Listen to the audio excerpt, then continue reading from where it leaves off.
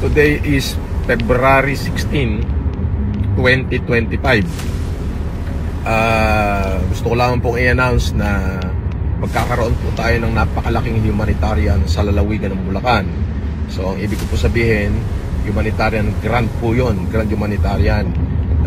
Kung saan po lahat po ng ating mga kababayan dyan sa Bulacan na malabo ang mata, na mahihirap, na walang capacity na pumunta sa mga optical clinic para magpa-check up at makabili ng kanilang libreng salamin sa mata, yan po ay matatanggap nyo po ng libre.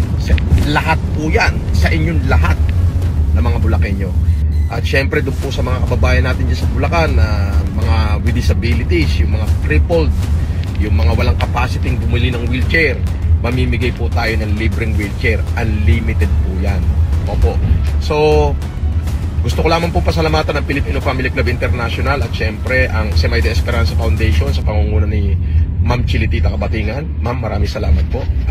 At syempre, thank you sa lahat ng FFCI, kay Manang Janice Pascua, recognize, at si Manong Joseph, si Manang Odette, at syempre yung Presidente ng Filipino Family Club na si Dr. Edo Bejes, Torito Batalan.